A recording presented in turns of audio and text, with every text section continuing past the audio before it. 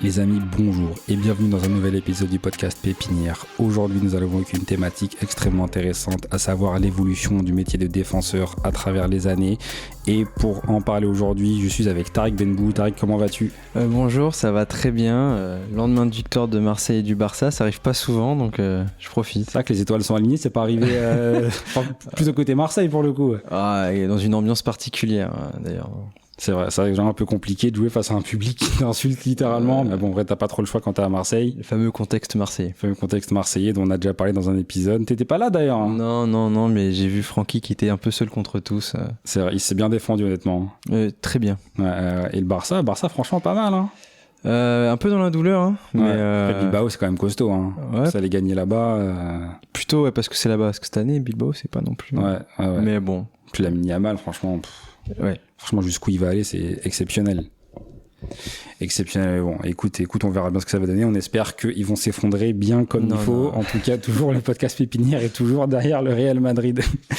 Avec nous aujourd'hui, un invité de choix, quelqu'un qui a pris du temps pour être avec nous aujourd'hui. On le remercie, Vincent Sasso. Vincent, comment vas-tu ? Très bien, et vous ? Merci. Ça va, merci. Est-ce que tu peux te présenter rapidement pour les gens qui ne te connaissent pas ? Alors, je m'appelle Vincent Sasso, je suis joueur de foot à l'USL Dunkerque. J'ai été formé au FC Nantes et voilà, j'ai maintenant 35 ans, donc plus tout jeune, mais toujours présent. Ah, quand même, ouais, 35 ans, et belles années derrière toi, encore de belles années devant toi, on l'espère. Mais ouais, très intéressant. Donc ouais, si je résume rapidement ta carrière, t'as évolué dans beaucoup de clubs à travers l'Europe, donc formé au FC Nantes. Ensuite, t'as fait un passage parce que, attends, je reprends juste ton truc, t'as été à Braga, de Braga, t'as été à Beira-Mar, de Beira-Mar, t'as été à Sheffield Wednesday, t'es revenu en Italie, en Portugal, je reconnais plus les drapeaux, à Belenenses ensuite, pour un passage de 3 ans Servette, Genève. En Suisse, à Genève, Boavista, et depuis 2 ans aujourd'hui à l'USL Dunkerque. Ouais, donc, je te corrige juste sur le début, c'est Beira-Mar avant Braga. Ah oui. Oui, tout à fait. T'as tout juste. Donc il y a une forte attache avec le Portugal. C'est vrai. En y repensant. Et c'est que t'as un lien culturel avec le Portugal, si ce n'est le football, ou c'est juste les opportunités de carrière qui ont fait que... Ouais, non, c'est vraiment venu la première fois opportunité de carrière parce que j'avais jamais mis les pieds au Portugal. Je parlais pas la langue, donc vraiment ça a été une opportunité au tout début, et après évidemment pour tous ceux qui connaissent le Portugal, ils y sont passés, il y a forcément un attachement particulier qui se crée, donc après c'est devenu un peu ma deuxième maison, on va dire. Tu te sens encore attaché aujourd'hui au Portugal et toute la culture, tout ce que ça représente ? Bien sûr, c'est une partie de ma vie et ça le restera pour toujours, et j'ai encore pas mal d'amis au Portugal, et puis c'est, comme je l'ai dit, ça fait partie de moi maintenant. En plus, c'est que les liens avec le Portugal et la France sont extrêmement riches, du fait de la diaspora portugaise en France, de l'impact du foot portugais sur la France, l'impact du foot français au Portugal. PSG peut dire merci au milieu portugais. C'est ça. Puis non, on a eu qui ? On a eu Robert Pires, en France, Portugal, après, inversement aussi, Guerreiro. Adrien Silva aussi, qui a remporté l'Euro 2016, né à Angoulême. Oui, c'est vrai, pas loin de chez nous. Quasiment un voisin. Qui a joué au Sporting. Exactement, absolument. Sporting, ouais, c'est ça. Donc l'idée, c'est un peu avoir un entretien avec toi pour évoquer certaines thématiques et toi avoir ta vision de pro sur différents aspects du foot, en passant par la formation, le rôle de défenseur, les différences culturelles entre les pays, en commençant tout d'abord par la partie formation. J'ai vu que t'es né en région parisienne, à Saint-Cloud, t'as été au PSG quand t'étais jeune, ensuite t'es parti au centre de formation au FC Nantes, donc à la Jonelière. T'as fait tes années là-bas jusqu'à évoluer dans l'équipe pro en Ligue 1 avant de partir au Portugal. On a d'ailleurs un ami qui est pas là aujourd'hui, Franck Mayongou, qui était au centre de formation à la Jonelière aussi, qu'on embrasse. Et je crois lui, toi t'es un 91 ou 11 ? Ouais, 11. Ouais, c'est ça, 11. Et lui, il est 93, donc je pense que vous êtes croisés sans le savoir. toi, tu débutes très jeune au PSG et tu vas au FC Nantes. Qu'est-ce que ça représente aujourd'hui pour toi, une formation comme celle du FC Nantes? C'est que le FC Nantes, c'est une formation qui est extrêmement reconnue. Historiquement, a formé un jeu très distinctif, le jeu à la Nantaise. Donc toi, qu'est-ce que ça représente pour toi et quels sont les principes qui t'ont été inculqués là-bas?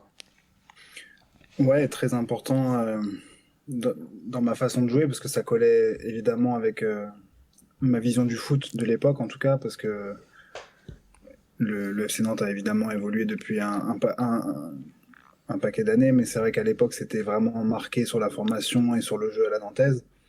Évidemment avec les années, comme je l'ai dit, ça a évolué, mais c'était un choix logique on va dire parce que ça correspondait vraiment à mes valeurs, que ce soit les valeurs humaines, mais aussi au niveau du jeu. Donc c'était très important pour moi de faire ce choix-là à l'époque et je le regrette pas parce qu'encore aujourd'hui ça me suit. T'avais un lien avec la région, le FC Nantes à l'époque, avant d'y aller, ou c'était juste un choix qui était purement de valeur et sportif? Non, pas du tout. Un peu à l'instar du Portugal, il n'y avait vraiment aucun lien à cette époque-là. Donc, comme tu l'as dit, j'étais au PSG, mais après je suis allé à la CVB pendant 2 ans. Ouais. Et à ce moment-là, j'ai pas mal d'offres en France pour la partie formation. Et Nantes, ça a tout de suite fait sens de par leur idée du jeu, etc., mais aussi sur l'aspect scolaire, etc., qui était très important pour mes parents, évidemment, parce que à 14-15 ans, on veut tous être footballeur professionnel, mais on sait que c'est pas aussi simple que ça, et c'est pas donné à tout le monde. Donc non, ça a vraiment été un choix facile, mais il n'y avait pas de lien avant ce choix-là, en tout cas. Et t'as réussi à garder la tête sur les épaules en allant là-bas, 14-15 ans, surveille du FC Nantes, qui va en cours, va un peu la star du collège, puis la star du lycée. Je sais que c'est pas facile. Enfin, je sais que ouais, nous moi je me revois à 15 ans, si j'avais joué au PSG à Nantes, ouais, moi, je sais pas si je serais allé au bout, honnêtement. Mais... Bah, la chance qu'on a eu à Nantes, c'est que déjà on était tous dans la même école. Et on n'était pas les seuls sportifs de haut niveau parce qu'on était à ce qu'ils appellent le sens. Je ne sais pas si ça existe encore, je pense que oui. Il y avait tous les sports et tous les sportifs, en tout cas jeunes, de haut niveau. Donc il y avait de l'athlé, du rugby, le foot, mais on n'était pas les seuls, entre guillemets, à être bons dans ce qu'on faisait. Donc forcément, il y avait pas cette image de t'es bon dans ton sport et tu vas à l'école, entre guillemets, avec des gens lambda, tu vois. Et je pense que quelque part c'est important parce qu'on était tous entre guillemets au même niveau, quoi. Ok. Et au niveau plus de la formation sportive, est-ce que déjà à l'époque, Nantes était connu pour ça, est-ce qu'ils mettaient en avant le jeu, la relance au pied pour les défenseurs au centre de formation, les schémas de passe, clairement, etc. C'était la philosophie. C'était la philosophie de Nouex, de ceux qui sont arrivés après lui aussi. Et comme je l'ai dit, c'est aussi quelque chose qui me correspondait énormément par mon style de jeu et ma façon de jouer, parce que clairement mettre des longs ballons ou faire que de défendre ou que de dégager, c'était pas ce que je voulais, c'était pas ma vision du jeu, et donc ça a tout de suite collé là-dessus. Et c'est vrai que il y avait même aux entraînements, c'était toujours par le jeu en fait. Ouais, chercher la relance courte, chercher les espaces, beaucoup de mouvements, valoriser une technicité, c'est ça, ouais. Surtout beaucoup de réflexion aussi. De comprendre pourquoi tu fais telle chose et essayer forcément de mettre un certain style de jeu en place avec, encore une fois, avec du mouvement, avec un appui remise, la recherche du troisième homme. Enfin, il y avait énormément de principes qui m'ont servi et qui me servent encore aujourd'hui.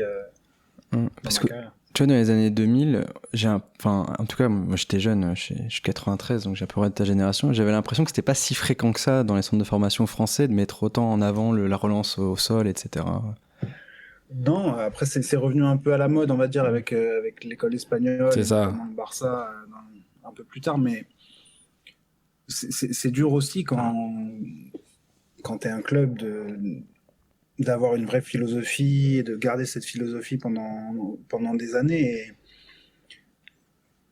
ça reste un projet très individuel, mais aussi au sein d'un collectif. Donc forcément, je pense que c'est pas évident à mettre en place, mais ça a marché pendant très longtemps et encore aujourd'hui, ils forment de très bons jeunes.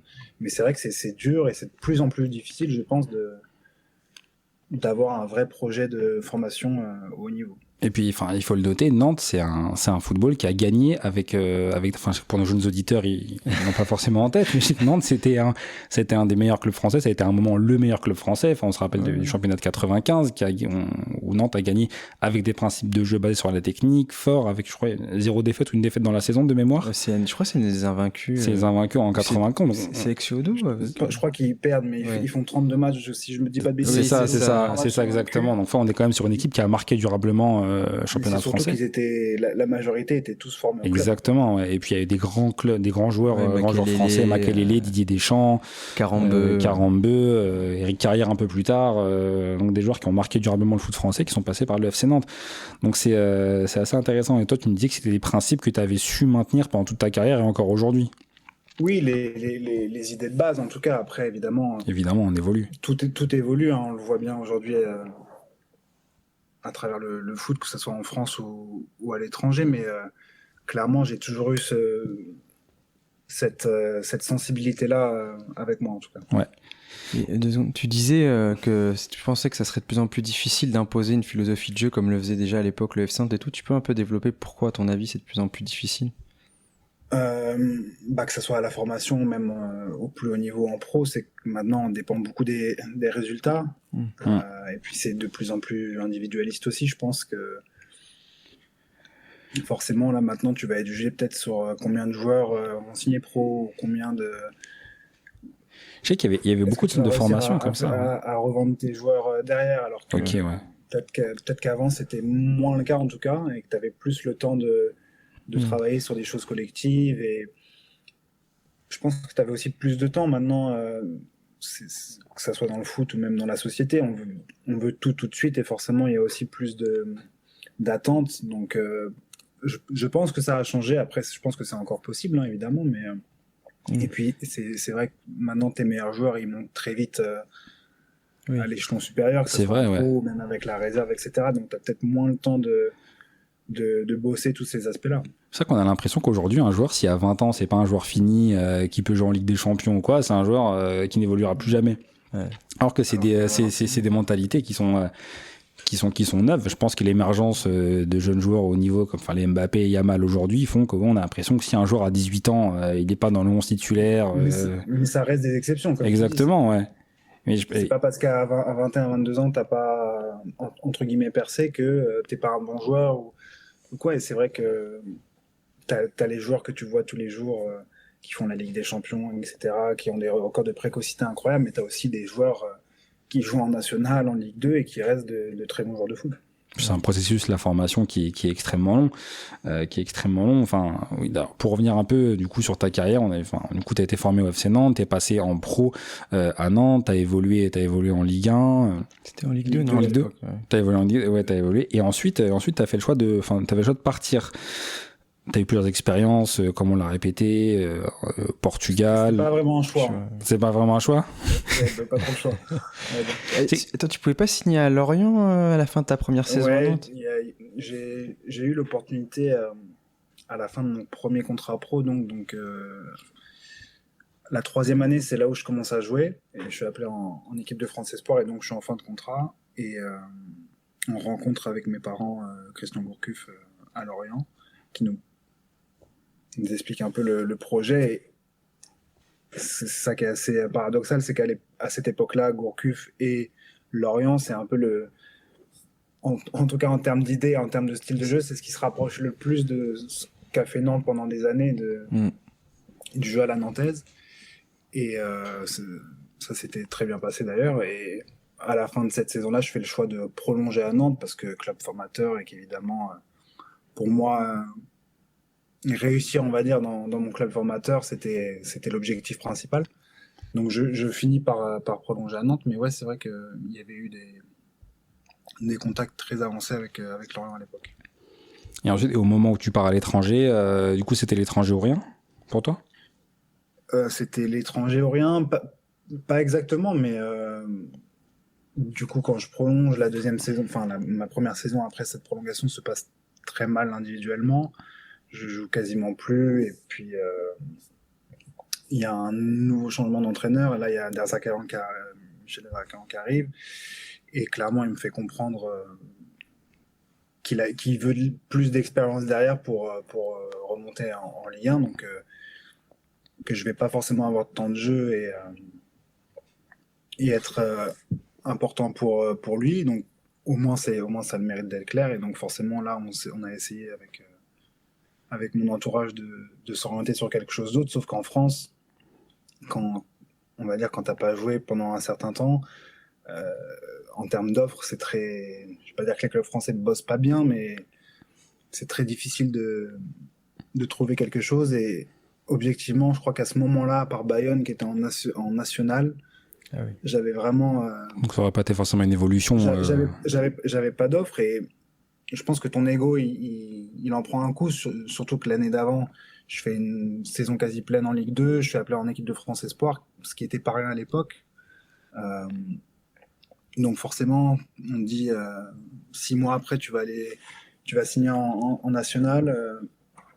Un peu plus de mal on va dire, à l'accepter, je pense, qu'avec le recul, aujourd'hui, j'aurais peut-être eu un discours différent, et c'est là où j'ai eu l'opportunité d'aller au Portugal en première division, et au final, le choix, il s'est fait assez rapidement et assez facilement parce que j'avais pas en tout cas pas d'autres possibilités de ce niveau-là, on va dire. Et oui, directement après, tu as été au Portugal. Et on sait que le foot portugais, donc, il est souvent décrit comme une école du jeu, sur la lecture du jeu, notamment pour les défenseurs. On sait qu'aujourd'hui, une espèce d'école portugaise qui s'est développée année 2000, début année 2010, avec des entraîneurs comme Jardim, comme Villas-Boas, un peu plus tôt comme Mourinho. Et il y a un jeu très distinctif au Portugal, notamment via des gros clubs, mais aussi Braga qui est un club important.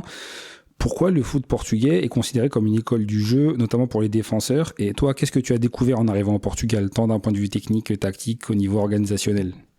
Je pense que c'est pas que pour les défenseurs. Je pense qu'il y a une vraie idée de la formation là-bas parce que je pense qu'il y a moins. Enfin, c'est pas. Je pense qu'il y a moins de moyens qu'en France, tout simplement.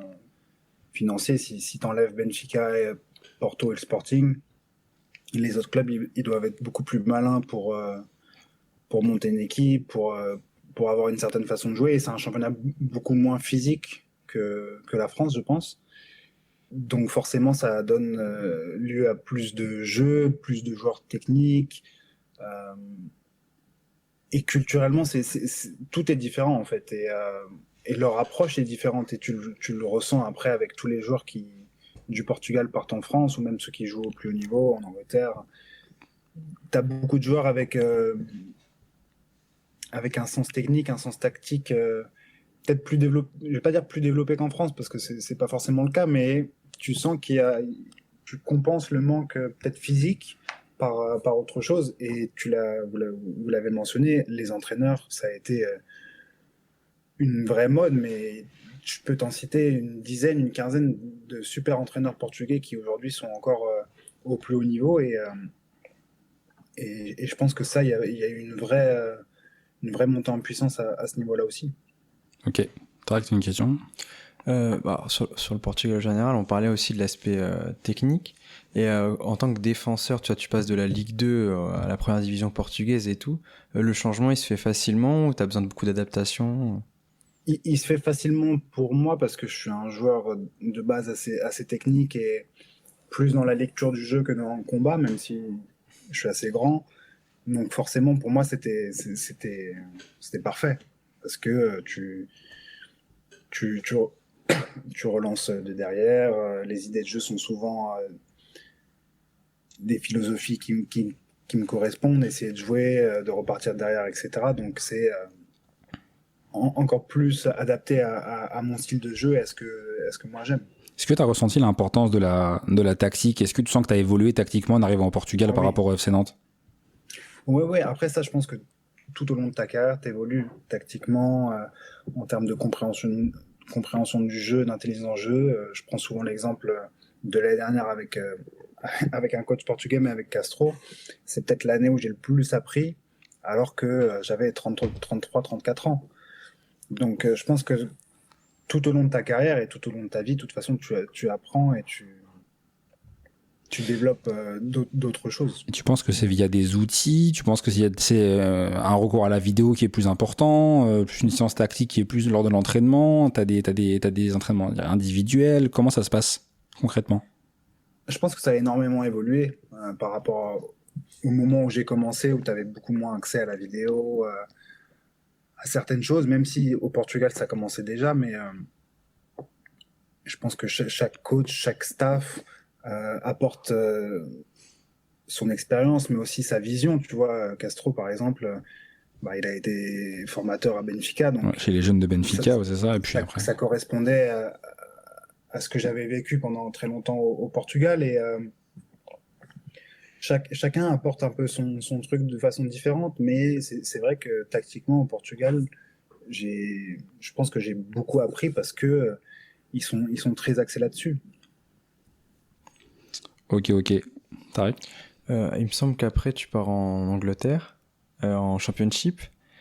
J'imagine que là, pour le coup, c'est totalement l'inverse. T'as vu tout mouiller la nuit quand on arrive en Angleterre. Je pense que ça devait être un vrai choc culturel. Là, c'est le jour et la nuit. Après, encore une fois, et ça m'a vraiment suivi toute ma carrière, que ce soit en Angleterre ou même en France, mais j'ai un coach portugais pendant mes 2 ans en Angleterre, avec un staff portugais. Donc le Portugal te quitte jamais au final. Voilà, c'est ça. Que ce soit à Dunkerque, au Portugal, en Angleterre. C'est le jour et la nuit parce que c'est pas du tout le même style de jeu, mais c'est pas que la qualité est moins bonne en Championship, parce que t'as beaucoup plus de moyens, c'est juste que le style de jeu est complètement différent, les arbitres ils sifflent pas à chaque fois qu'il y a un mec qui tombe ou qui crie, et la mentalité est différente.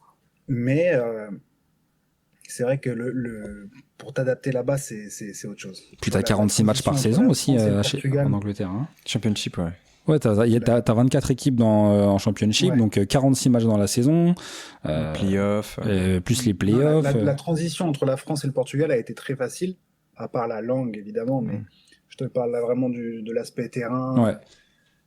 Mais la transition entre le Portugal et l'Angleterre, elle a été très difficile, et c'est pour ça aussi que j'ai pas vraiment, on va dire, réussi à m'imposer, c'est que j'étais pas prêt pour ce qui m'attendait en fait. Je pense que c'était culturel, c'était plus culturel, plus culturel, je pense pas, parce que en soi chacun s'adapte assez vite, et puis au final ça m'a pas posé trop de problèmes, mais c'est juste que l'intensité des matchs, la répétition des matchs est d'un niveau complètement différent. Et puis on parle de la Championship il y a 10 ans, tu vois. Maintenant, je pense que c'est de mieux en mieux, parce que tu as de plus en plus d'équipes et de coachs qui veulent jouer, mais tu as un aspect physique et d'intensité qui est d'un autre monde, en fait. Et à l'âge que j'avais quand j'y suis allé, j'étais pas prêt physiquement pour tenir le rythme, en fait. Et c'est la vraie différence pour moi. Et c'est pas que le style de jeu, c'est aussi le style culturel à travers les arbitres, par exemple. Oui. Les arbitres là-bas, ils sifflent pas, en fait. Tu vois, c'est pas parce que le mec il t'a poussé un peu ou qu'il y a eu un contact qu'il va siffler. Et encore plus à l'époque, tu vois, maintenant t'as la VAR, etc. Mais à l'époque, c'était la guerre, quoi. Enfin, ouais, donc tout ce qui est lié à l'intensité, etc. On n'est pas sur quelque chose qui est de l'ordre du mythe. T'as une vraie intensité qui est beaucoup plus importante. C'est vrai. Et puis les stades sont pleins. Puis c'est toutes les équipes. Là-bas, et toi, comment physiquement tu t'adaptes? Est-ce que tu fais des prépas plus importantes? Est-ce que tu te muscles? Est-ce que t'essayes de te muscler, mais quand t'es dedans, après c'est compliqué, hein, parce que t'enchaînes tellement que t'as pas forcément le temps de vraiment te préparer. Et c'est ce que je vous ai dit, c'est que j'étais pas prêt, et je l'ai payé à un moment donné où physiquement j'étais pas assez bien, où je jouais moins, parce que j'étais pas capable d'enchaîner le rythme aussi, de jouer 3 fois par semaine. Quand t'es pas habitué, c'est un vrai changement, et c'est pas facile. Okay. Est-ce que tu arrivais du coup à appliquer forcément tes principes de jeu, je dirais, là-bas, ou bien vraiment t'es des espèces d'urgence? Ça a été dur. Dur. Après, encore une fois, on avait un coach portugais avec une philosophie de jeu et des joueurs autour de moi qui correspondaient à ce qu'on voulait faire, c'est-à-dire d'essayer de repartir de derrière un peu plus et de jouer au ballon. Mais même comme ça reste complètement différent du Portugal. Alors, j'ai pas changé mon style de jeu en arrivant là-bas parce que de toute façon, c'est ce que je fais de mieux, mais c'est vrai que c'était pas aussi évident qu'en France ou au Portugal. Après, collectivement, ça reste quand même une bonne année, il me semble. Vous faites finale des playoffs, non? Les 2 années où je Ouais. suis là-bas, c'est ce qui a été paradoxal, c'est que je jouais moins et j'ai eu pas mal de problèmes physiques, mais collectivement, ça a été des expériences incroyables parce que les 2 fois on va en playoff, la première année on va en finale, on va à Wembley, et qu'il y a eu une vraie énergie, une vraie hype autour de l'équipe pendant ces 2 années-là.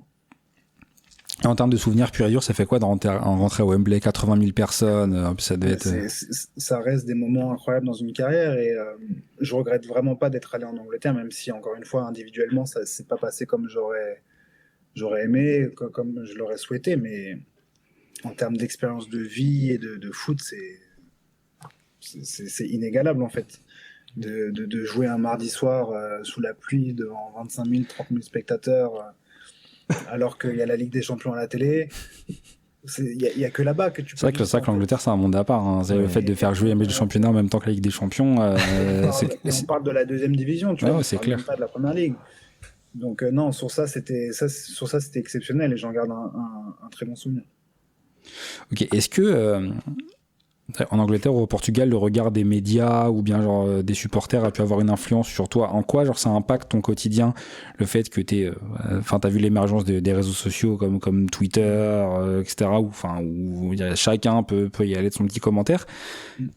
Est-ce que toi, ça a eu une influence significative dans ta carrière, le fait d'avoir des médias ou des supporters autour de toi? Pas tant que ça, parce qu'à l'époque, Twitter, c'était encore Twitter, mais Ouais. c'était quand même moins violent qu'aujourd'hui.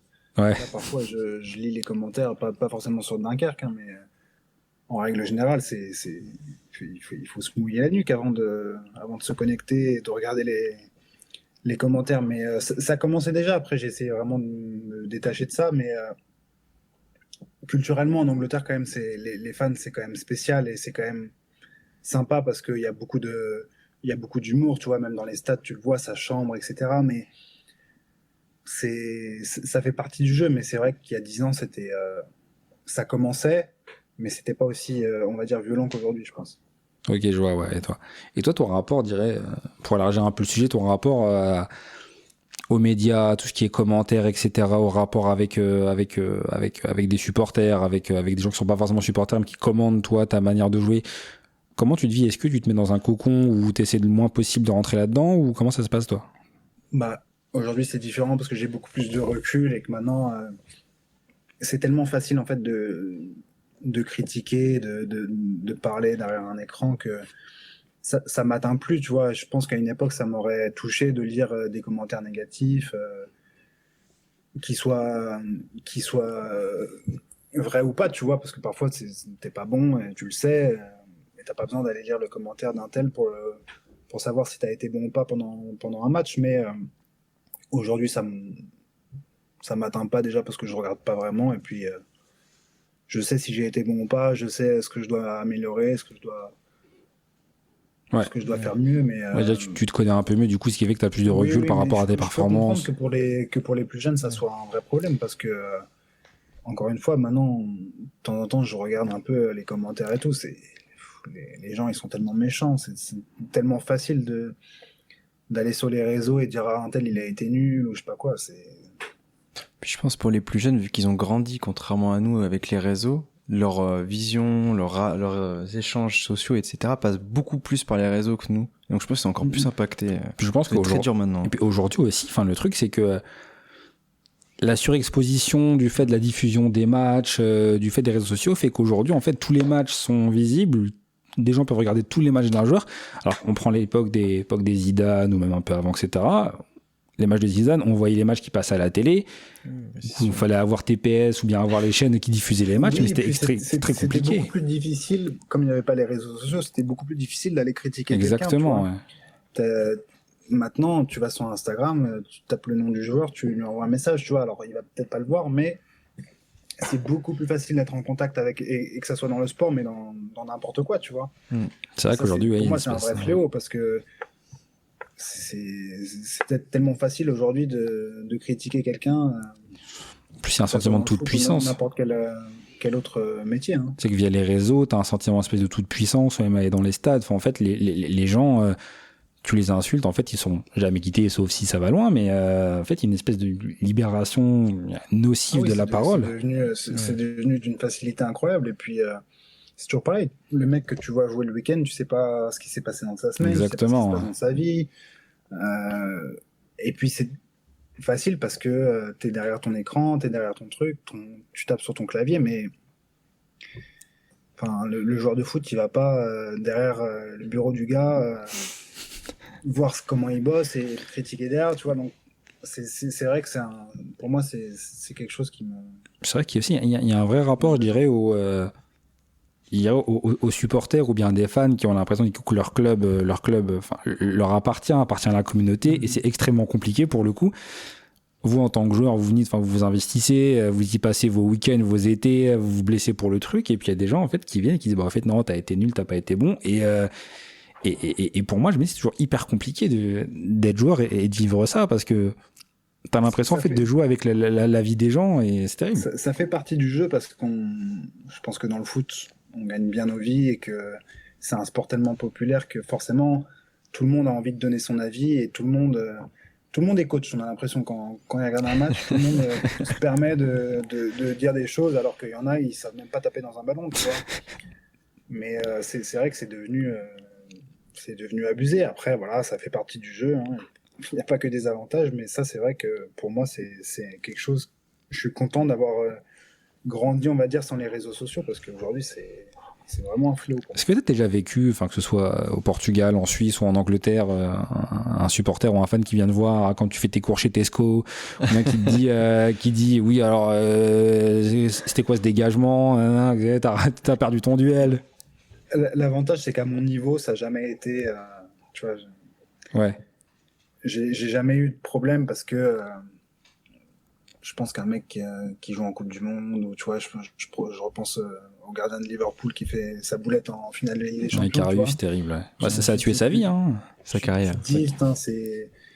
Là, c'est dur. À mon échelle, à mon niveau, on n'est pas trop impacté par ça, et c'est plus souvent gentil, tu vois, les mecs qui viennent te voir, ah, bon match hier, ou allez, il faut qu'on gagne les prochains matchs, etc. Tu vois, c'est souvent gentil. Et puis, il y avait une vraie différence entre quand quelqu'un te parle en face à face et derrière un écran, tu vois. Il y a toujours beaucoup plus de respect quand tu es en face de la personne que quand tu es derrière ton portable. Quand tu n'affrontes pas les conséquences directes, c'est toujours plus facile d'aller parler à un mec. Ouais.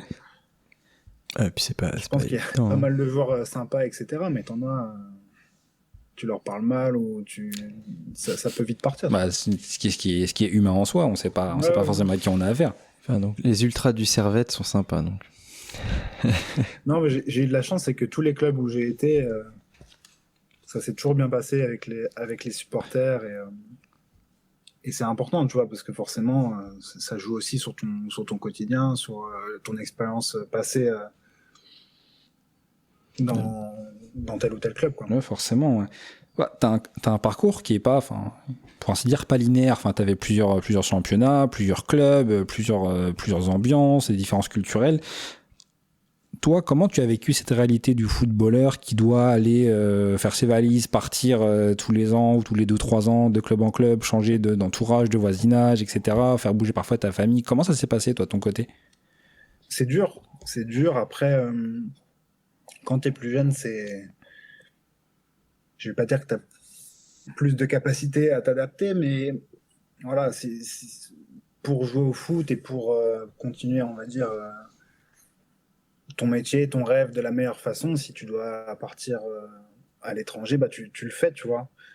Aujourd'hui, ce serait beaucoup plus compliqué, et ça allait beaucoup plus compliqué, parce que j'ai une famille, et que forcément ça joue. Après, quand tu as 24, 25 ans, que tu es célibataire, en soi, d'aller jouer au Portugal ou en Angleterre, c'est difficile, parce que tu es loin de ta famille, tes amis, etc. Tu rates des choses, mais des sacrifices, on en a tous fait, on en fait tous.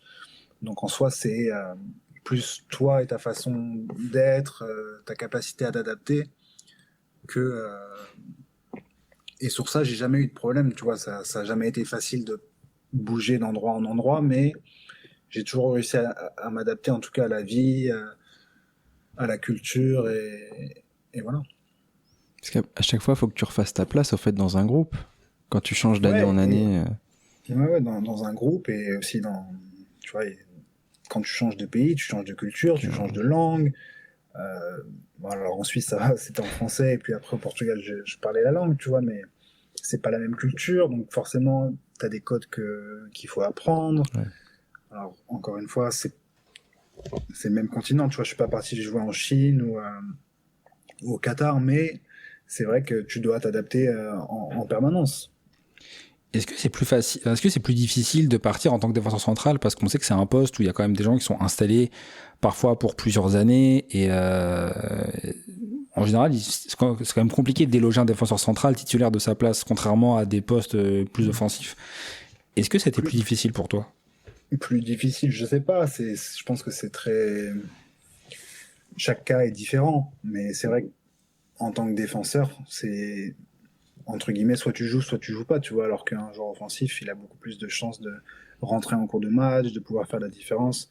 Souvent, les défenseurs, encore plus dans l'axe, il y a un changement, c'est s'il y a un blessé, C'est ça, ou ouais. s'il y a eu un carton rouge. Donc, je pense que chaque cas est différent. Ça a du positif, mais aussi du négatif, mais plus difficile, je sais pas, je pense pas. Ok. Non, le fait de défenseur pour toi, c'est naturel. Est-ce que, comme chaque professionnel, tu as commencé numéro 10 et comme tu étais meilleur que tout le monde, tu mettais 50 buts en jeune et au final, quand tu es passé pro, tu es descendu sur le terrain? J'ai commencé au milieu, ça. Ah, c'est comme... Non, j'ai joué un peu partout, on va dire. Après, je pense qu'il y a la taille qui joue. Quand tu es grand, tu peux vite aller au but. Ou en fait, tu fais 1m91 hein, pour nos auditeurs, c'est quand même... Mais non, après, j'ai vite été derrière. Après, j'ai toujours aimé être devant, être au milieu, être capable de jouer un peu à droite à gauche. Mais je pense que c'est quand même là où je suis le plus performant, on va dire. Et c'est pour ça, je pense que je joue encore. C'est aussi parce que j'arrive quand même à défendre correctement, on va dire. Et c'est quoi les éléments qui font que aujourd'hui, à 35 ans, tu es toujours... T'es toujours en Ligue 2 au niveau. Est-ce que t'as dû adapter ton jeu pour aller plus sur l'anticipation, sur le placement, etc. Ou t'as toujours été un joueur, je dirais, qui basait quand même son jeu sur un jeu de position? Je pense que la chance que j'ai eue, enfin la chance, c'est que mon jeu a toujours été basé là-dessus. Ok. Alors forcément, je suis peut-être moins explosif et moins rapide qu'avant, encore que, mais j'ai jamais été le joueur qui allait sprinter pour rattraper une erreur ou quoi. Donc j'ai toujours été dans l'anticipation, dans la lecture du jeu. Donc forcément, avec l'âge et avec l'expérience, ces qualités-là, elles restent. Et puis, limite, elles se bonifient avec le temps. On dit souvent qu'un défenseur, il est dans son prime à 27, 29 ans, contrairement à un joueur offensif où c'est peut-être légèrement plus tôt, mais tu as vécu tellement de situations, tu as vu tellement de situations, que ce soit en entraînement, en match, que forcément, tu as beaucoup plus de maturité dans ton jeu. Et puis après, il y a évidemment tous les à côté, tu vois, de faire attention à ce que tu manges, le sommeil.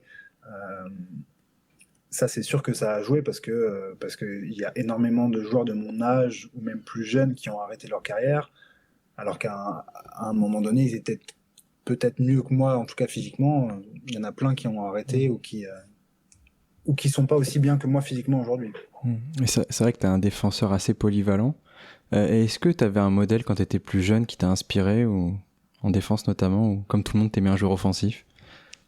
Bah, j'étais quand même fan de Zidane plus jeune, mais non, il y en a eu plusieurs après. Tu en parlais tout à l'heure du Barça. Il y a une époque où j'adorais Gérard Piqué, tu vois, parce que ça relançait propre, ça montait avec le ballon, etc. Mais j'ai pas eu une idole où en me disant je veux être comme lui. Après, il y a plein de défenseurs aujourd'hui que j'adore regarder, mais non, j'ai pas grandi avec une idole en tête, en tout cas défensive. Et est-ce que tu trouves qu'aujourd'hui on demande de plus en plus justement aux défenseurs d'être polyvalents, c'est-à-dire rapide, relance, anticipation, etc. Plus qu'avant peut-être? Ouais. Oui, forcément. Déjà, même si je l'ai pas trop connu à l'époque, c'était libéraux et Stopper. Ouais. Maintenant, oui, les défenseurs sont beaucoup plus... Mais parce que le jeu a évolué aussi, tu vois. Pas qu'en défense, tout va plus vite. Quand je vois certains joueurs maintenant, c'est fou l'évolution qu'il y a eu, mais ça c'est dans le sport en général, c'est pas que dans le foot. Mais forcément, oui, je vois certains joueurs, tu vois, je prends l'exemple de Saliba par exemple. Exceptionnel. Les qualités qu'il a physiques, tu vois, en termes de vitesse, c'est incroyable. Mais je pense que le jeu a évolué et c'est vrai qu'aujourd'hui les défenseurs centraux, en tout cas modernes, ils vont vite, ils sont bons dans la relance et on leur demande pas comme avant juste de défendre et d'être dur sur l'homme, tu vois, c'est beaucoup plus rare que. C'est des joueurs complets, ouais. Années, je pense. Toi, est-ce que pour toi le défenseur aujourd'hui doit être avant tout un bon footballeur, parce que je sais qu'avant on demandait des qualités vraiment propres à un central, on dit toi t'as pas besoin de savoir jouer au foot. Il y a deux écoles, mais oui, moi je pense qu'il faut être polyvalent pour être un très bon défenseur. Je te parlais de Saliba, mais t'en as un paquet maintenant qui sont capables avec le ballon de faire la première relance, qui sont propres avec le ballon, mais qui sont aussi très bons dans les duels, dans l'anticipation, dans la lecture du jeu, et c'est ça qui fait la différence aujourd'hui. Puis nous, d'un point de vue extérieur, on a vraiment l'impression que depuis 10 ou 15 ans, depuis qu'on commence à suivre le foot tous les jours, il y a une évolution. Aujourd'hui, le foot est quand même beaucoup plus intense, basé sur le pressing, le contre-pressing, etc. Beaucoup moins sur un jeu de position qui a pu être valorisé par le passé. Est-ce que toi, c'est une évolution que tu as sentie et comment, si c'est le cas, comment tu t'es adapté à cette évolution? Ouais, c'est sûr que tu la sens. Ça fait peut-être plus de 15 ans maintenant que je suis passé pro, donc forcément j'ai connu et j'ai vu l'évolution même sur l'aspect de préparation, tu vois. Avant, à l'époque, quand tu partais en stage, tu avais 3 séances par jour et tu mettais les baskets avant le petit-déj pour aller courir. Tu avais une séance purement foncière, purement physique. Aujourd'hui, c'est beaucoup plus individualisé. Et je pense que c'est une bonne chose, tu vois, mais c'est vrai qu'il y a eu une vraie évolution au niveau du jeu, mais aussi au niveau de l'athlète en soi. Les joueurs maintenant sont beaucoup plus rapides, beaucoup plus forts qu'à l'époque.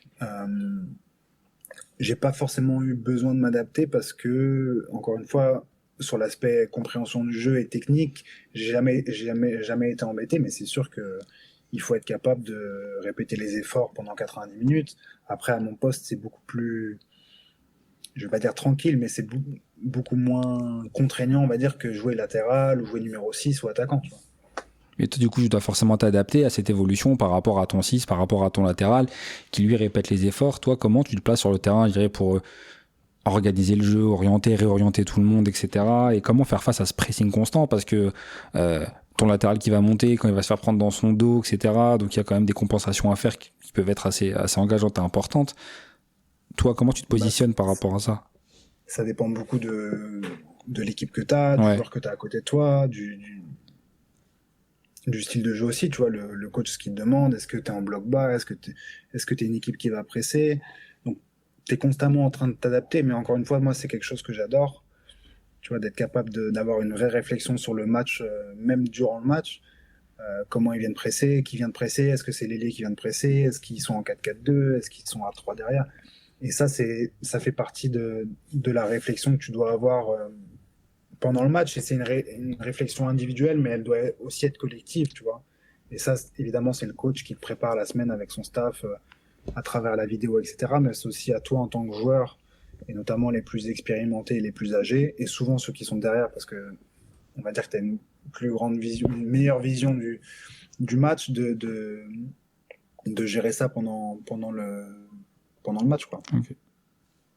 Maintenant, on avait parlé au tout début, ton début de carrière, formation à la nantaise, etc. Maintenant, c'est toi plutôt le joueur expérimenté. Donc, est-ce que tu... Ouais. je voulais être sympa. Ah, tu peux le dire, mais comment toi t'accompagnes les jeunes, etc. Parce que la France, elle est aussi connue pour tous les jeunes joueurs qu'on forme. On en sort beaucoup. Et de plus en plus, hein. Qui s'exportent beaucoup d'ailleurs également. Alors, comment t'essayes de jouer ce rôle-là, ou est-ce que tu le joues pas du tout? On reste, je pense, un des meilleurs clubs, un des meilleurs pays en termes de formation, ça c'est sûr. Individuellement, on a un vivier extraordinaire. C'est vraiment différent maintenant, même si j'ai toujours eu pas ce rôle de leader, mais j'ai toujours été dans la réflexion, donc forcément j'ai toujours essayé d'accompagner les autres autour de moi, mais maintenant c'est vrai qu'en étant plus âgé et plus expérimenté, j'essaie de le faire encore plus, que ce soit à travers le terrain, l'entraînement, donc sur certaines situations, si je vois quelque chose où je peux peut-être aider le jeune et lui dire, sur ces situations-là, si tu essaies de faire ça, ou là tu devrais peut-être faire ça, mais aussi en dehors, dans le sens où quand tu es jeune, tu récupères beaucoup plus facilement qu'à mon âge, par exemple. Donc, la nutrition, le sommeil, etc. Les habituer le plus vite possible à être pro, entre guillemets, à être sérieux, parce que c'est aussi ça qui fait que tu dures plus longtemps et que forcément tu gagnes plus d'argent, parce que même si ça reste une passion, et c'est aussi notre métier, tu vois. C'est clair. Si tu peux faire ce métier-là 10-12 ans au lieu de 6-8 ans, tu auras gagné quand même beaucoup plus d'argent et beaucoup plus de... C'est vrai qu'on se rend pas compte, mais et les gens hors foot ne se rendent pas compte, mais les carrières pro en général sont quand même assez courtes. On a l'impression que les gens à chaque fois commencent leur carrière et durent 10-15 ans au niveau. La moyenne, c'est 5-7 ans. C'est ça, c'est quand même assez peu. C'est que des gens qui ont mis leur vie entre parenthèses, leurs études entre parenthèses, pour au final se retrouver. Mais encore une fois, parce que la personne lambda voit la Ligue des Champions, voit les Coupes du Monde, donc forcément tu vois les Zlatan, les Mbappé, donc tu vois ces joueurs-là et pas que t'en fais une généralité, mais tu te dis oui, ils gagnent bien la vie. En Ligue 2, oui, tu gagnes bien ta vie, mais c'est pas suffisant pour tout ce qui va être après ta carrière, tu vois. Tu peux pas arrêter de travailler quand t'as fini ta carrière. Ah ouais, c'est clair. Comme c'est le cas pour certains joueurs, tu vois. Mmh. Donc c'est vrai que c'est très important pour nous, et ça reste un métier, passion, ok, mais qui ne dure pas éternellement, on va dire. Contrairement à d'autres métiers où tu peux... tu peux pas être footballeur pro à 50 ans. Profession jusqu'à 60 ans. Il y a un japonais qui est pro à 55 ans. Mais ça doit être le seul. C'est le miracle japonais. C'est un peu japonais. Je suis pas le championnat japonais, mais à mon avis, ça doit être un peu plus tranquille que... Ça normalement. Ça me paraît sûr même. Mais tu penses qu'aujourd'hui, les jeunes joueurs sont mieux accompagnés dans la professionnalisation? Il y a toujours eu l'image un peu du jeune joueur français qui, contrairement par exemple justement aux jeunes portugais, qui paraissent plus sérieux. Oui, parce que tu vois, c'est un peu tout à l'heure on parlait des réseaux sociaux de façon négative. Là, le côté positif, c'est que tu as beaucoup plus d'outils et tu as beaucoup plus de visibilité sur ce que tu dois faire, pas faire en tant que jeune. Et je pense que de plus en plus jeune, il y a une vraie prise de conscience, je pense, de certains. Et puis tu as les entourages aussi qui jouent énormément. Maintenant, tu as beaucoup d'agents aussi très jeunes qui gravitent autour des joueurs. Donc forcément... Puis les cercles familiaux, c'est ça. Accompagner les joueurs en leur disant... Fais une prépa ou va voir un kiné, tu vois, et ça c'est important parce que encore une fois, plus tu commences tôt, plus tu t'habitues à ce niveau d'exigence, on va dire, et c'est ce qui fait la différence aussi, tu vois. Ouais, j'aurais aimé avoir toutes les connaissances que j'ai aujourd'hui à 22-23 ans, même si c'est impossible évidemment, mais plus tôt tu vas en prendre conscience, en tout cas, plus de chances tu auras de durer dans ta carrière. Et justement, tu parlais... Ça, c'est un fait, c'est même pas un débat, Oui, c'est factuel. Ouais, c'est factuel, de toute façon, c'est limite mathématique. Tu parlais des à-côtés, et à quel point les à-côtés sont devenus centraux dans la longévité d'un défenseur, d'un joueur en général. Je sais qu'on parle de tout ce qui va être lié au repos, à la nutrition, à la préparation invisible, la préparation mentale, etc. Je sais que notre ami en commun qui nous a mis en relation m'a dit du coup que tu attaches une importance toute particulière à la nutrition, à tout ce qui va être lié à ça. Est-ce que tu peux nous en dire deux mots, savoir toi quelle est ton approche de la nutrition? Moi, j'ai toujours fait attention à ce que je mangeais, même si je suis très gourmand, notamment sur le sucré. T'es pas le seul, hein, avec des clients aussi. J'ai fait, du coup, l'année dernière, j'ai suivi une formation sur la nutrition pour être nutritionniste. Et je pensais savoir beaucoup de choses, savoir des choses sur la nutrition parce que je m'alimentais de telle ou telle façon. Et je me suis rendu compte que j'avais énormément de lacunes. Et que si j'ai énormément de lacunes, même en étant toujours intéressé à ce sujet, 90% des joueurs, ils se rendent pas compte à quel point c'est important, tu vois. Et c'est pas juste ne pas manger gras, de pas boire de soda, etc. Ça va vraiment au-delà de ça. Et c'est un sujet passionnant et très intéressant. Et tu vois, je pensais faire attention à plein de choses plus jeune. Et en fait, je me rends compte que c'est beaucoup plus précis, beaucoup plus pointu que ça, en fait. Et c'est vraiment très important et un sujet vraiment, vraiment passionnant. Est-ce que tu sens que depuis que tu as eu cette formation et que tu as fait évoluer ton alimentation, est-ce que tu sens une évolution, les bienfaits de ça? Enfin, C'était l'année dernière, du coup, pas vraiment. Et en plus, là, je suis blessé, mais évidemment, c'est pas ça. Il y a toujours on va dire, un risque. Mais non, il y a pas de secret. Je pense que, tu vois, j'ai jamais aimé les bonbons, par exemple. Je bois quasiment pas de soda, mais ça depuis un moment. Je te dis pas que c'est parce que tu bois du soda ou que tu manges mal une fois de temps en temps que tu vas te blesser ou quoi, mais c'est sûr que sur la durée, il y a forcément un lien, et c'est sur l'alimentation, mais c'est aussi sur le sommeil, c'est sur aussi tous les à côté. Et plein de petites choses mises bout à bout font que au final, t'as peut-être, en tout cas, je pense, tu mets plus de chances de ton côté d'être performant parce qu'en forme physiquement et disponible, parce que c'est aussi ça le plus important. C'est sur toute une saison, combien de matchs t'es disponible, combien d'entraînements t'es disponible, parce que ça reste, on est des athlètes, ça reste puis c'est ton carburant, c'est ça, ton outil de travail, tu vois. Donc si t'es blessé tout le temps ou que t'es jamais à 100%, bah forcément t'es moins performant. Donc c'est vraiment très très important, et pour moi la clé, tu vois. Tu t'as beau avoir toutes les qualités du monde, si t'es pas disponible le week-end, ou si tu joues à chaque fois avec des douleurs, etc., tu pourras pas, en tout cas, être à 100% de tes capacités et de ton potentiel. Ouais. Tarek, tu fais une question?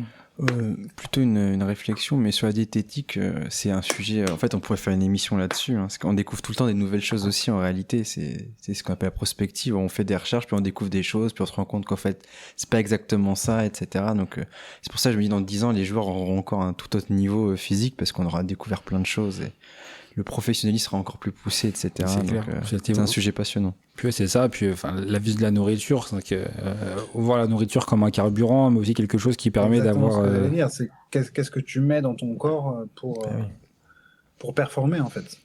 C'est ça, pour optimiser la constance, etc. Surtout maintenant avec le nombre de matchs et tout, pour les pros, ceux qui sont un peu haut niveau, c'est complètement délirant. Et après, tu vois, c'est là aussi, c'est paradoxal, parce qu'au plus haut niveau, je pense que c'est limite plus facile, parce que t'as un nutritionniste au club, ils sont suivis individuellement, t'as un chef au club, donc forcément, tu sais ce que tu manges matin, midi et soir, tu vois. À notre échelle, même si à Dunkerque, tu vois, il y a des choses qui sont mises en place, on a le petit déjeuner, le déjeuner, mais pour un joueur qui n'a pas tout ça, qui n'a pas accès à tout ça, c'est difficile, même pour un jeune, tu vois, de se faire à manger, de savoir ce qu'il faut manger, en quelle quantité, les protéines, les machins, c'est vraiment complexe, en fait. Mais c'est vrai qu'en plus, les jeunes, enfin, je sais pas à quel âge t'as quitté le foyer familial, toi, Vincent, mais 14. Ouais, c'est ça, 14. Enfin, nous, on se revoit à 14-15 ans. Enfin, si on dit, bon, bah, à 17-18 ans, tu vas habiter seul, tu vas te faire à manger tout seul, il faut que tu te nourrisses bien pour avoir de l'énergie, etc. Moi, je sais que moi, je m'intéresse à la nutrition un peu, mais à tout ce qui va être lié aux nutriments, aux indices glycémiques, aux indices de satiété, etc., des aliments. Enfin, je pense que j'ai un peu perdu nos auditeurs, mais c'est extrêmement important, le fait de savoir ce qu'on mange, comment notre corps réagit à ce qu'on mange, etc. Et comment ça impacte la récupération, comment ça impacte le sommeil, comment ça impacte, je dirais, le fait de se former, d'être prêt pour les matchs. Exactement. C'est vrai que c'est hyper important. Même l'aspect mental. Moi, je me demandais, tu joues quand même à un niveau professionnel depuis plus de 15 ans, tu es extrêmement exposé, tu mets à contribution ton corps, ton esprit, ton mental. Toi, mentalement, quelle part ça a pour toi, et comment toi tu te prépares mentalement au match, à la répétition des matchs, les entraînements, les blessures, la fatigue? Plus tu vieillis, plus c'est facile. Ouais. On va dire, parce que t'as plus d'expérience, plus de recul, plus de maturité sur les choses. Donc maintenant, j'ai mes habitudes, j'ai mes routines, et puis j'ai pas forcément besoin de me préparer mentalement pour être bien dans ma semaine et dans mon match, tu vois. évidemment, il faut être concentré, tout ce que tu veux, mais ça vient beaucoup plus naturellement que quand tu es plus jeune, tu vois. Et encore une fois, à mon échelle, à mon niveau, il y a des matchs importants, etc. Mais on ne parle pas de jouer la Ligue des Champions, la Coupe du Monde, avec des matchs à élimination, etc. Donc, tout est relatif, encore une fois, mais il y a plein de choses à explorer, et après, chacun fait en fonction de ce qu'il ressent, tu vois. Et peut-être que tu vas essayer quelque chose, ça va pas marcher, ou tu vas pas te sentir bien, et le plus important, c'est faire ce qui te fait sentir bien, tu vois. Si un tel, il a besoin d'un coach mental la veille de match, bah, très bien, tu vois. T'en as d'autres qui vont écouter de la musique, ou peu importe, mais chacun fait un peu comme il le sent et comme il veut. Il n'y a pas de ah tiens, faut faire ça pour réussir, ou c'est faire ça pour être prêt, tu vois. C'est vraiment et je pense que ça, c'est très très personnel, en fait. Et est-ce que tu as senti au fil des années, une espèce de libération de la parole dans tes vestiaires par rapport à l'aspect mental, à quel point c'est important, sans passer pour quelqu'un forcément de faible ou quoi que ce soit, parce que oui, clairement, mais c'est aussi un avantage de l'évolution de la société. Et j'adore le basket. Moi, il y a énormément de joueurs de basket qui en ont parlé, notamment Kevin Love, qui tout à fait, parlait justement de ces choses-là, et que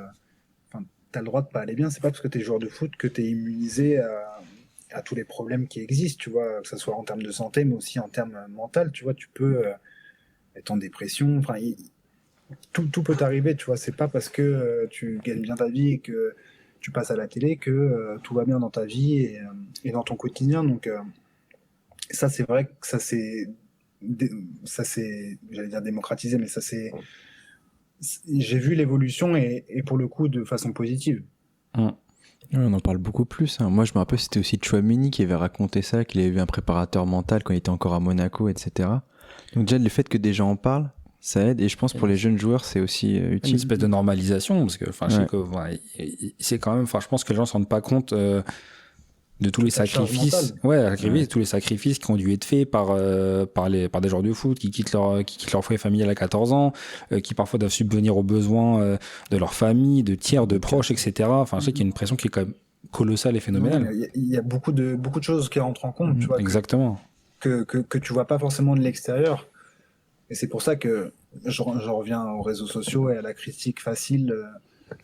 Quand un tel, il a pas marqué le but, ou il aurait dû faire ça, mais en fait, t'es pas à sa place. Tu sais pas ce qu'il vit, tu sais pas ce qu'il traverse.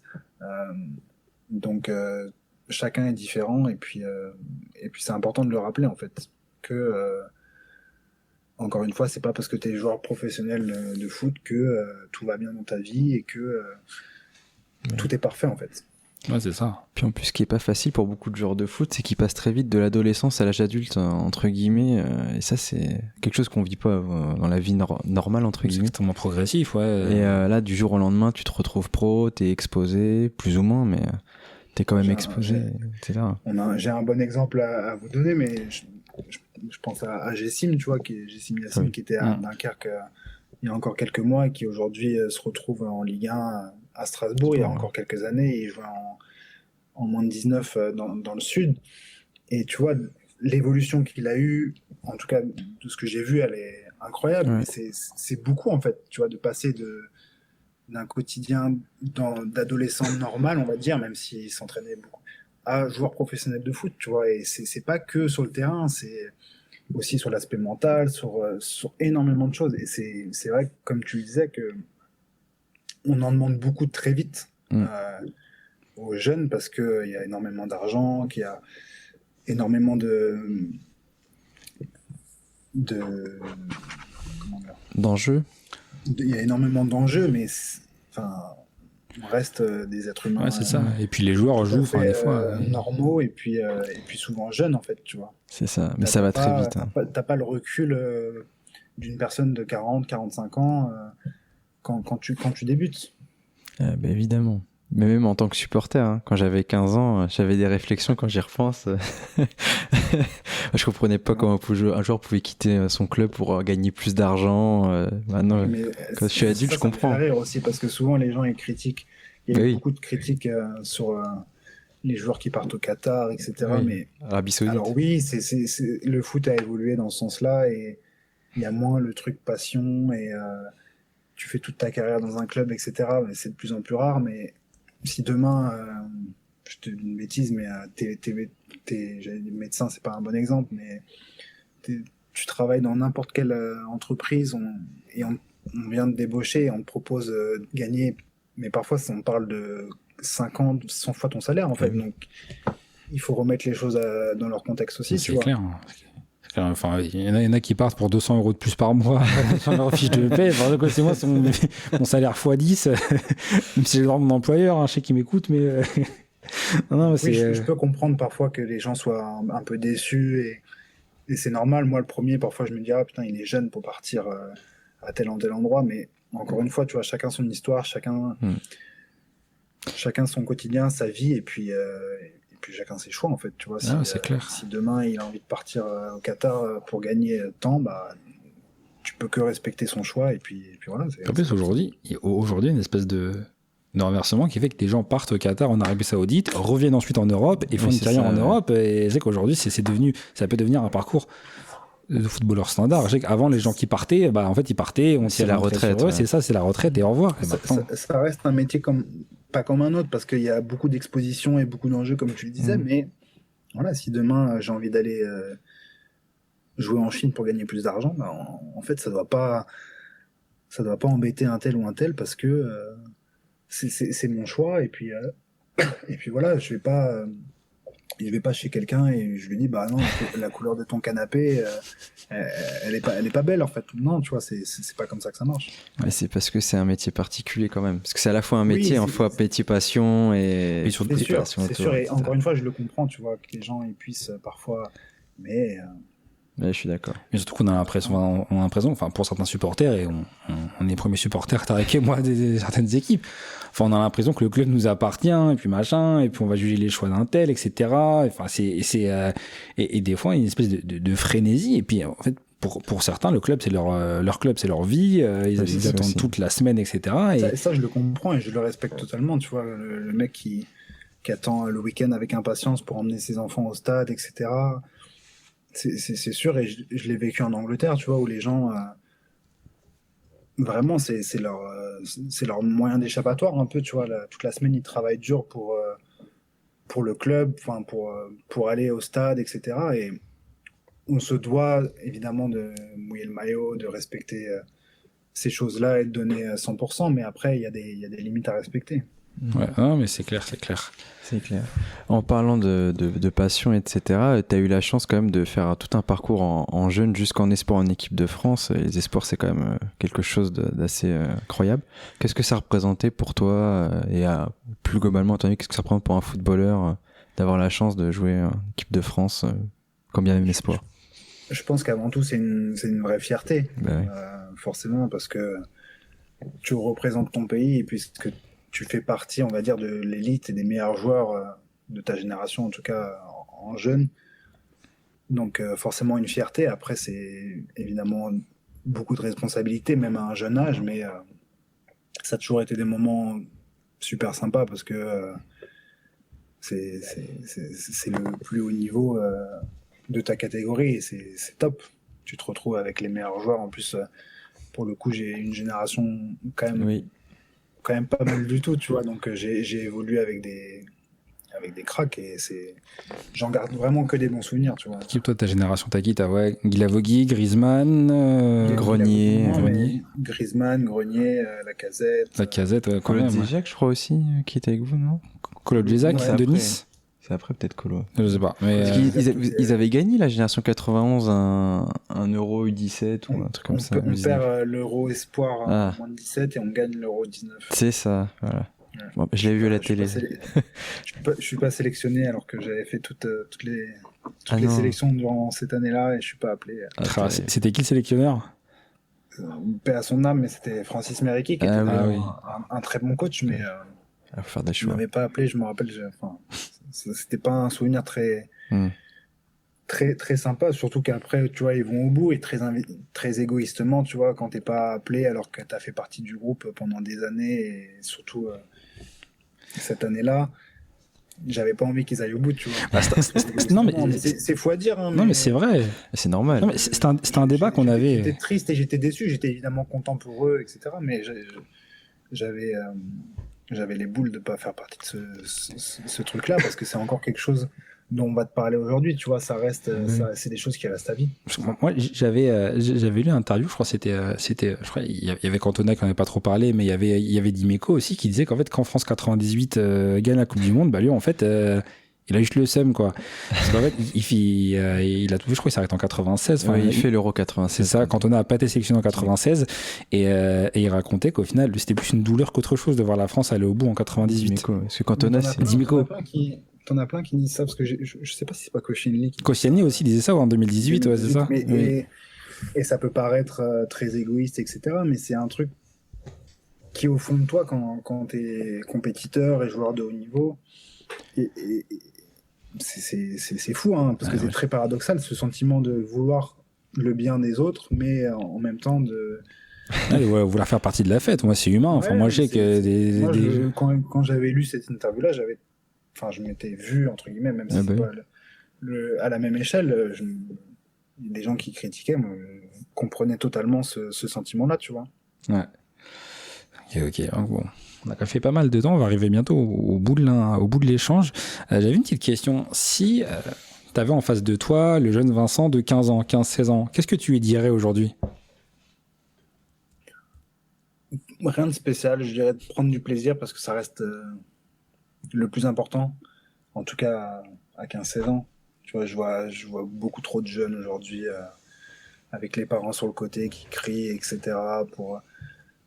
Ça doit rester un plaisir, ça doit rester un jeu avant tout, en tout cas à cet âge-là. Après, évidemment, quand ça devient plus sérieux en centre de formation et tout, c'est sûr qu'il y a plus d'enjeux et ça devient ton métier. En tout cas, t'aspires à ce que ça devienne ton métier, mais à cet âge-là, il faut encore prendre du plaisir, que ça soit par la compréhension du jeu, mais aussi sur le terrain, en fait. Tu vois, mais je vois souvent là maintenant des vidéos, que ce soit au basket ou même au foot, des joueurs qui, tout seuls, ils font des exercices pour... Non, en fait, il faut continuer à prendre du plaisir en jouant avec ses potes, que ça soit au stade ou dans la rue, et c'est ça aussi qui fait que... Je sais pas, t'as vu le documentaire sur Canal ou pas avec je sais pas si tu l'as vu, Tariq, toi. J'ai vu le documentaire sur Canal récemment où c'était genre ils suivaient 3 jeunes en région de Marseille et d'autres en Île-de-France où il y avait un gamin de 7 ans qui se faisait coacher par son père, etc. Et non, je l'ai pas vu. Le seul documentaire de foot valable pour moi, c'est Les Jeux dans les Bleus. Les Jeux dans les Bleus, ouais. Légendaire. Et au basket, c'est quoi, The Last Dance ou t'en as un autre? Ouais, The Last Dance, c'était vraiment pas mal. En plus, c'était période Covid. C'est que tout le monde l'a pris de plein fouet. Tu vois, moi qui adore le basket et qui suis beaucoup, tu vois, ça m'a permis de vraiment comprendre l'importance et l'impact de Jordan à l'époque, tu vois. C'est énorme. Et tu supportes qui au basket? Moi, je suis fan d'Enix. Ah. Mais je suis fan d'Enix depuis longtemps, donc c'est pas juste une hype parce que maintenant ils sont en playoff, etc. Je suis fan d'Enix depuis... Non, vous êtes fan d'Enix avec leur parcours sur les 15 dernières années, t'as pas justifié, hein. Franchement, t'as assez souffert.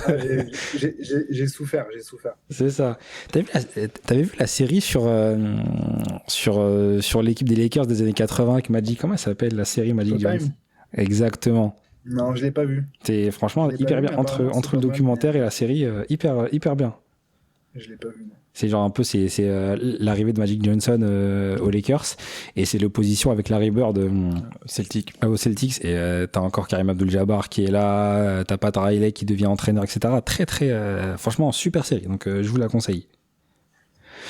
Bon, je pense qu'on va arriver au bout de l'échange. Tariq, t'avais une petite dernière remarque ou... pas trop, non. Juste merci pour ta disponibilité, puis d'avoir accepté cet échange. C'était super agréable et super intéressant. Merci beaucoup à Yanis, Ismaili qui va nous écouter, qui a pu faire le lien. On lui fait une petite dédicace. Dédicace, Phoenix. Phoenix Kiné, n'hésitez pas à cliquer les amis et cliquez aussi sur l'émission et l'épisode. On est sur toutes les plateformes. Poitiers, n'hésitez pas à le contacter. Exactement. Absolument. Ou même si vous êtes loin, écoute, si tu passes à Poitiers, Vincent, écoute avec. Bah ouais, bientôt. Hein. J'ai beaucoup été à Poitiers plus jeune avec mon papa pour aller au Futuroscope. Peut-être que d'ici quelques années, je ferai pareil avec tes enfants. Avec le mien. Ouais, super. Mais, écoute, t'es le bienvenu. Enfin, on n'est pas préfet pour t'accueillir, mais on t'est bienvenu dans la ville si tu veux passer. Ce sera un plaisir. Puis écoute, merci beaucoup à toi. Puis bon courage pour la suite. Et puis on espère une montée en Ligue 1 pour vous. Hein. Bah ouais, on espère au moins accrocher les playoffs. Les playoffs, et puis cette année, ça va le faire. Oui. C'est tout ce qu'on vous souhaite. Écoute, merci beaucoup. Merci à tous pour cet épisode, pour votre écoute. Et puis n'hésitez pas à nous suivre pour les futurs projets. Merci, au revoir. Ciao. Ciao.